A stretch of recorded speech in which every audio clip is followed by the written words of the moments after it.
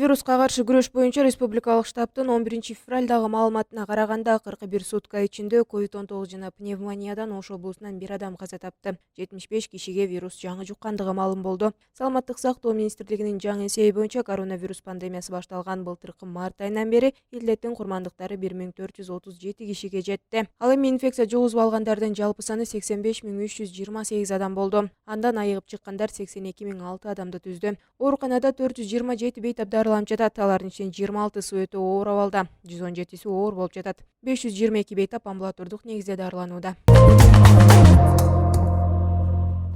Бүгүн 11 февралда улуттук коопсуздук боюнча мамлекеттик комитеттин алдына 30-40 чакты адам чогулуп, муфтийликтен кеткени жарыяланган Максатбек Токтомушевдин ишин калыс иликтөө жана аны камактан бошотуу керек деген пикирлерин билдирип жатышат. Алар колуна Максат Ажы Токтомушев элдин сыймыгы, Максат Ажы Токтомушевке боштондук деген жазууларды кармап турушкан. 10 февралда УКМК Токтомушевдин муфтияттын башкы эсепчисине байланыштуу каралып жаткан кылмыш иштин алкагында кылмышка шектүү деп кармады. Буга чейин муфтияттын башкы эсепчисине УКМКнын кызматкерине өзгөчө ири өлчөмдө пара берүү фактысы боюнча иш ачылып, сотко чейинки териштирүү башталгандыгы маалымдалган. Токтомушев 10 февралда өз каалоосу менен кызматын тапшырып жаткандыгы белгилүү болгон.